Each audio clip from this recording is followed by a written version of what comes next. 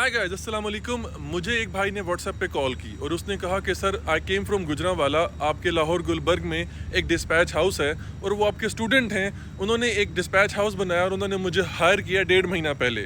उन्होंने मुझे 70,000 सैलरी और प्लस 10% कमीशन के ऊपर हायर किया। उसकी ये सैलरी सुनते ही मैं समझ गया कि ये मुझे अगली बात कहेगा कि सर मेरे साथ हाथ हो गया।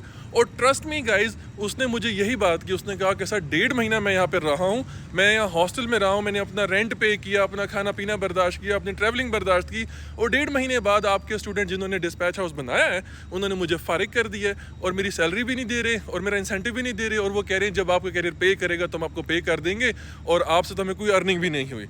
अब मुझे वो बच्चा कह रहा है कि सर अपने स्टूडेंट को आप कॉल करें और उन्हें कहें जी मेरी सैलरी और मेरा इंसेंटिव क्लियर करें। अब मैंने उस बच्चे को आंसर किया, मैंने कहा भाई इसमें गलती उनकी नहीं है जिसने तुम्हें हायर की है, इसमें गलती आपकी है। क्योंकि आप 70,000 सुनते ही ना आपकी आंखों के सामने अंधेरा आ गया, 10% कमीशन सुनते ही ना आपके कान बंद हो गए। भाई आप गुजरांवाला से आ रहे हो, किसी और शहर में जा रहे हो, आप एटलीस्ट जिस कंपनी को ज्वाइन करने जा रहे हो उस कंपनी की रिप्यूट के बारे में तो पता करो, उस कंपनी के एम्प्लॉय से तो पूछो, उसके बारे में पता करो कंपनी कितनी पुरानी है, साउंड है, नहीं है, न्यू है, फ्रेश है। क्योंकि देर आर मैनी पीपल जो अभी न्यू बिजनेस के अंदर इन हो रहे हैं, उन्हें सैलरी स्ट्रक्चर का नहीं पता।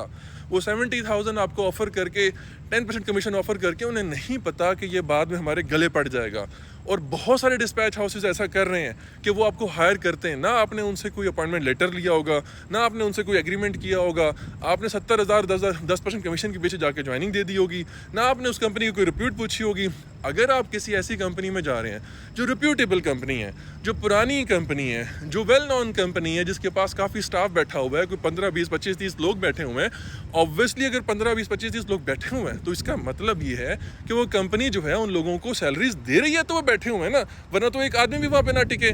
तो आपने कोई इन्फॉर्मेशन नहीं ली, कोई एग्रीमेंट नहीं किया, कोई अपॉइंटमेंट लेटर नहीं लिया और जाके सीधा आप कुर्सी पे बैठ के जी मुझे डिस्पैच का काम शुरू करा दो। ऐसा नहीं होता मेरी जान। जब आप किसी कंपनी को ज्वाइन करते हैं तो पहले उसके बारे में सारी मालूमात लिया करें, सारी इन्फॉर्मेशन लिया करें, उसके बाद ज्वाइन किया करें। बहुत सारे लोग होते हैं जो आपको लालच देके बुला लेते हैं दूसरे शहर से, लेकिन फिर एंड में यही होता है कि जब आप काम नहीं कर पाते वो आपको फारिग कर देते हैं। तो किसी भी कंपनी को ज्वाइन करने से पहले उस कंपनी की वर्थ को ज़रूर चेक कर लिया करें।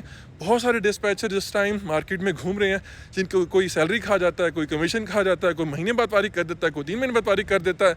तो हर कोई खुरम भाई नहीं होता भाई। तो प्लीज़ थोड़ा सा देखभाल के जॉब किया करें। Thank you.